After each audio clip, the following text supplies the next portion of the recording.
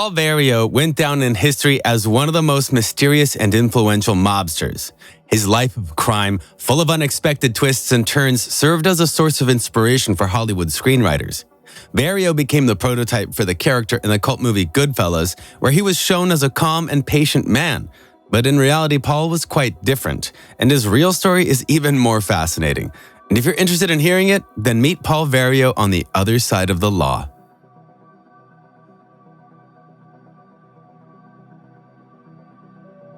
Paul Vario was born on July 9, 1914 in New York City. He grew up in South Brooklyn in the Old Mill District. This place is known for its large Italian community and high crime rate. His parents, Pietro and Maria Vario, were Italian immigrants. Paul was known to have 4 brothers, one of whom was also involved in criminal activity and was linked to the Lucchese Mafia family. Paul began his criminal path at the age of 11 when he found himself in the dock for systematic truancy from school. At the end of the session, he earned his first real term, 7 months in a children's correctional colony. It's easy to guess that Paul Vario's troubles with the law didn't stop after his prison term. After his release from prison, he was involved in petty robbery, hooliganism, hijacking, and a host of other crimes. However, he managed to avoid punishment for a long time. Paul's first serious trouble with the law began when he was 22 years old. September 13, 1936, 16-year-old Frances and her friend Millie were sitting in a parked car near the church, where the girls had just recently finished the service. 2 men approached their car.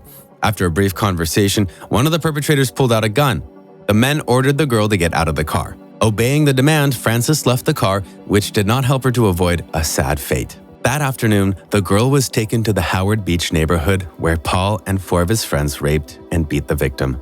Surprisingly, after the abuse, they allowed Frances to leave, leaving her alive, which set in motion further events.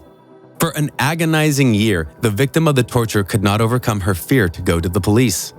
At some point, however, the pain of the experience became so unbearable that she decided to seek help. Together with her friend, who was not interested in the attackers on that unfortunate day and witnessed the kidnapping, they wrote a report of rape. The description of the perpetrators was exhaustive. The identities of 2 of them were established the same day. Thanks to the detailed accounts of the criminals' appearance, the police were able to identify Paul Vario and Anthony Romano. A short while later, both defendants in the case were in custody and were taken to court for justice.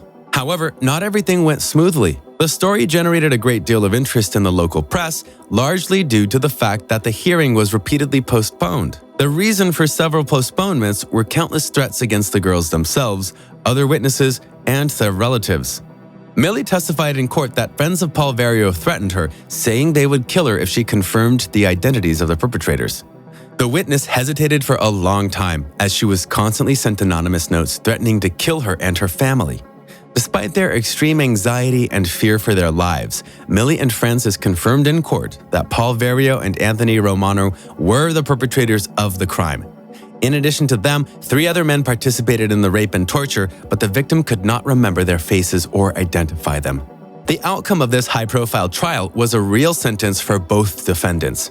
The judge sentenced them to serve 10 to 20 years in Sing Sing prison with the right of parole, which Paul Vario took advantage of after a few years in prison. The next 25 years went by in a similar fashion for Vario. Twice he was released on parole, but time after time he was caught up in robbery and other crimes, and this again brought him back to the prison Sing Sing. Having served all the terms, Paul was released only in 1962. However, in the rather brief moments of his release, there was one significant event for him. Paul joined the Lucchese family. Upon his release in 1962, Paul immediately returned to criminal activity, immersing himself in the world of the American Mafia. He had a phenomenal talent for making illegal money. It was his talent that he used to the fullest extent, participating in usury and bookmaking. He used the money he earned very cleverly and carefully, and even started a few legitimate businesses, such as a flower store and a pizzeria, but it is believed that he did this only to launder the illegal proceeds. In addition to committing crimes, he managed to get married twice. He had 3 sons from his first marriage. However, one of them, Leonard, died on July 20th, 1973 from severe burns. The cause of his injuries still remains unknown. At Leonard's funeral, 2 television cameramen and a police detective were beaten. A short time later, Paul Vario led one of the Lucchese family's crews, becoming captain. Vario led a team that included his brother Salvatore, childhood friend Pete "Killer" Abenanti, and Joseph Chavit, who once had been a mentor to the younger Vario. It was around this period that he would meet Jimmy Burke, who would become a partner in Vario's crew. Jimmy was known in narrow circles as a reliable, cold-blooded, cruel man who always kept his mouth shut and did not give up his associates.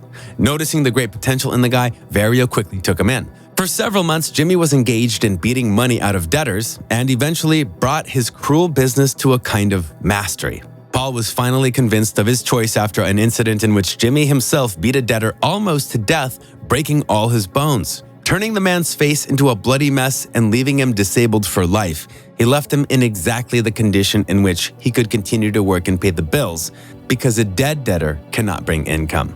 In the matter of earning money, he was ingenious, and ingenious in his own way as Paul. Seeing how his subordinate worked, Vario gave him his own usury territory, the center of which was located in Ozone Park. Burke, being Irish, could never become a full member of the family, but that didn't matter to Paul. Burke brought Vario thousands of dollars every month, and that was the most important thing. It was Jimmy Burke who had come up with the brilliant idea for enrichment. Employees at nearby JFK Airport were borrowing from Burke. After realizing that many people could not pay their bills on time, Burke realized that information could be worth much more than monthly payments. That's when he went to his debtors and made an offer they simply couldn't refuse. At stake was the cancellation of all debts of the man if he would provide Jimmy and Paul with information about the newly arrived expensive cargo. So the airport workers became informants of the mafia family. Paul and Jimmy began robbing containers leaving the airport that were pointed out to them by snitches. Often they left a small amount of money for the truck drivers, thus expanding their network of informants. At one point, the mafia's influence at the airport became so strong that Paul's men went in on foot and took over $400,000. It turned out that most of the staff became hostages to the situation and not only could not prevent the robbers, but on the contrary, actively assisted them by opening doors and helping in every possible way. A similar situation will be repeated later, only the amounts that will be taken by criminals will be, without exaggeration, more than 10 times larger. Of course, not without those who wanted to end the crime. As soon as Paul Vario received information that one of the employees decided to give them up to the police, he ordered the men to organize a show execution, with which they perfectly coped. More often than not, the body was dumped in a car in the airport parking lot, sending a sign to all the snitches that they would pay the price for their betrayal. It may seem that for many years in the role of captain of the family, Paul got used to management work and lost all his fervor and aggressive attitude. But this is a misconception. Already later, his cronies will tell in interrogations that over the years, Vario became only tougher. A case in point was when Vario and his wife went to a local restaurant. That day, they were asked to observe the order of entry into the establishment due to its busy schedule. Paul waited outside for more than half an hour, watching as the newly arrived customers were immediately ushered inside. Even then, he was close to a breakdown, but he refrained from violence and expressed his indignation to the staff. This gave him and his wife a place inside the restaurant, but it also earned him the dislike of the waiters. During the service, one of the staff members allegedly spilled wine on the white dress of the mobster's wife on purpose. For him, it became the last straw. Paul jumped up, overturned the table, and began to beat the waiter. Because of Paul's large build, all the waiter could do was hide in the kitchen. Paul went there without a second thought, but he was stopped by a crowd of cooks with knives and pans. After assessing the situation, he threatened to bash the head in of anyone defending the waiter and left. The staff did not take these words seriously, turning a blind eye to the threats of one of New York's most powerful gangsters. It became a fatal mistake for them. Half an hour later, 2 cars arrived at the restaurant with Lucchese family men with baseball bats and metal pipes. Paul was very accurate in his warning. His men spent the entire next 24 hours searching for and brutalizing all the employees present that night. One of Paul's men would later describe it in the following words: "A great many heads were smashed all over Brooklyn that night." Vario was one of the most powerful gangsters in all of New York City and was involved in many of the illegal enterprises that existed in the city. Of course, law enforcement knew this and were on the hunt for Paul, wanting to expose one of the most successful criminals. However, it was nearly impossible because behind every honest cop, there were countless employees who were paid monthly by mafia families. There were rare occasions when Vario did end up in court, but he always got off with a light sentence. For example, on September 8, 1967, Paul admits to having bribed an officer.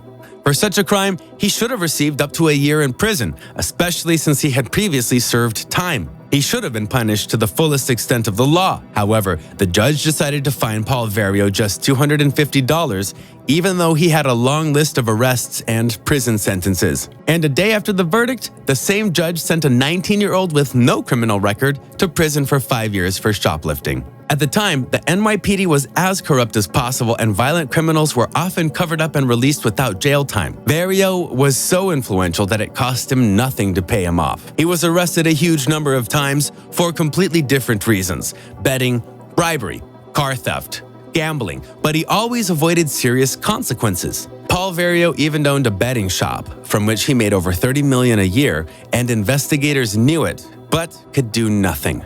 During the 1970s, Vario remained active in the criminal life, and he also faced increased harassment from law enforcement.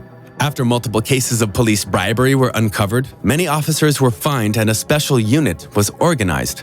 Now, not only police officers but also FBI agents were trying to catch him. All cases of Paul Vario were actively investigated. The officers collected evidence to later arrest and convict him. They used various methods including wiretapping, surveillance, and undercover agents. While undercover, the officers monitored what was going on at Gifkin's bar because that is where Vario conducted some of his criminal business. The officers kept records of his visits, contacts, and any suspicious activity. They observed large sums of money appearing in the bar, as well as criminals passing suspicious boxes to each other, presumably containing money. Working undercover, the officers even had to set up a business selling Christmas trees across the street from Gifkin's bar so they could conduct surveillance quietly and not arouse suspicion. The cops tapped all the phone lines that were in the bar as well as the junkyard, which was the second place where Paul ran things. The wiretapping was paying off. Law enforcement got a lot of information about betting operations and also regarding usury, but not a word about bribes was said over the phone. Then, the police went to a very risky step. Guessing the right moment when the night shift guard of the dump would go out to eat, they put the dogs to sleep and installed a wiretap in the office itself. This allowed them to hear everything that was going on in the room around the clock. What was their surprise when they heard the voices of several high-ranking officials as well as their own colleagues discussing the size of the fee they were entitled to. After the investigation was completed and all the evidence was collected, the case went to trial. Thus, Paul Vario was once again in the dock. Despite the large evidence base, the prosecution made a significant error. The investigators did not take fingerprints from the banknotes used to pay the bribes to the bogus police officers. It was this factor that allowed the defense to completely dismiss the corruption charges, reasoning that ironclad evidence was missing due to the negligence of the accusers. Of the many counts, only one remains, which the court recognizes as legitimate: tax evasion. Parallel to these events, Jimmy Burke and another Vario ward were arrested by FBI agents for a crime committed in another state. They were on a business trip at the time and got into a fight with a man in one of the bars. Jimmy, already notorious for his inhuman brutality, lived up to his reputation again by beating the bar patron with the handle of his revolver. Unfortunately for the criminals, the victim's sister worked for the FBI, and upon arrival in their hometown, both criminals were arrested. Thus, Paul Vario and his accomplices are once again behind bars. Out of 10 years, they serve only 2.5 and are released on parole. Remembering the previous experience, Paul disappears from the radar of the authorities for 3 whole years. By 1978, Paul Vario and Jimmy Burke are both back on the loose and continue to live their former lifestyles.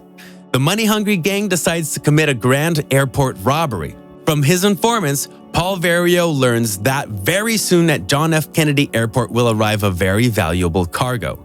Using his connections among the airport staff, Paul obtained important information about the date and time of arrival of the cargo and instructed Burke to organize the robbery. On the night of the crime, 6 members of the gang, hiding with faces under masks, easily penetrated the airport and, waiting for the moment when the cargo is taken out of the plane, pointed guns at the guards, then stole everything valuable and fled the scene of the crime. The group, led by Jimmy Burke, at Vario's direction, managed to take possession of more than $5,875,000 worth of jewelry. After the successful robbery, Vario and his team were able to hide the stolen jewelry, cover their tracks, and avoid being apprehended by law enforcement. This crime was one of Paul's many feats in his criminal career, as well as the longest investigated case in the United States. The last arrests of the suspects occurred in 2014, nearly half a century after the robbery. Until now, the perpetrators have not been officially identified because Paul Vario killed all possible witnesses in cold blood, including those who helped him steal the valuable cargo. All the while, law enforcement continued to follow Paul Vario and his accomplices, and the efforts of the officers were rewarded. On September 14th, 1980, Paul Vario was arrested at Gifkin's bar. Paul was charged with a number of crimes, including organizing a criminal enterprise, fraud, and extortion. Despite his reputation and connections, Vario was convicted. Paul Vario was one of the most influential and successful criminals of his time, but his career ended sadly. He remained in prison for the rest of his life and died of lung cancer on May 3, 1988, in a New York State prison hospital. He was 73 years old. Paul Vario, despite his long criminal career and many arrests, remained one of the most powerful gangsters of his time. His story became a legend, reflecting the dark and complex sides of the New York Mafia world. Vario passed away in a prison cell, but despite this, his name remains remembered as a symbol of brutality and the ability to evade the justice of the law.